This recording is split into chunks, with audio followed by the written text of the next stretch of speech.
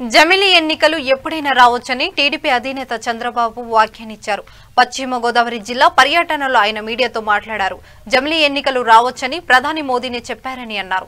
YCP వచ్చాక TDP నేతలపై 1350 కేసులు పెట్టారని తెలిపారు. అచ్చెన్నాయుడు, కొల్లు రవీంద్రపై తప్పుడు కేసులు పెట్టారని ఆరోపించారు.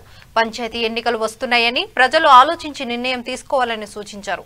వైసీపీ ప్రభుత్వం పతనం ప్రారంభమైందని, అరాచక పాలనకు అడ్డుకట్ట వేయాల్సిన అవసరం ఉందని అన్నారు.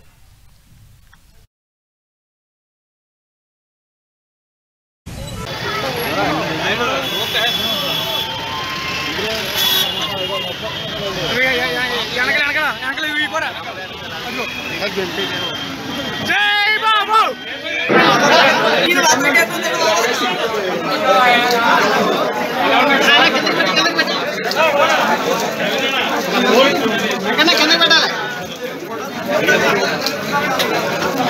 అన్నీ పోయినాయి.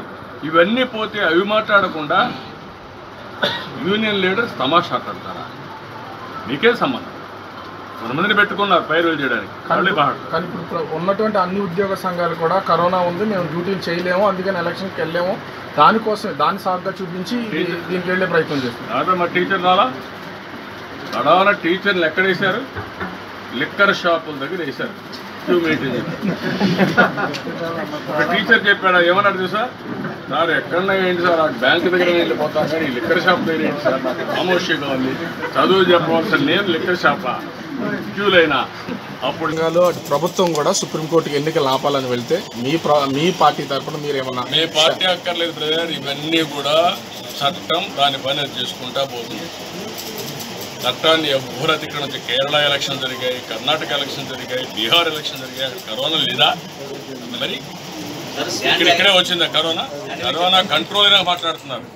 కరోనా పీక్లో ఉన్నప్పుడు జరిగే ఎలక్షన్, కరోనా పెరుగుతూ ఉంటే ప్రపంచం అంతా వణికిపోతే ఆ రోజు ఎన్నికలు వద్దంటే ఆయన తీసేసే వరకు పోయారు.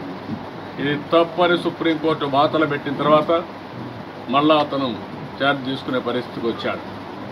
ఈరోజు కరోనా తగ్గిపోయే సమయంలో ప్రజాస్వామ్య పునరుద్ధరణ కోసం ఎన్నికలు పెడతానంటే మళ్ళా విమర్శిస్తున్నారు. పెట్టకూడదని కోర్టుకు పోయారు.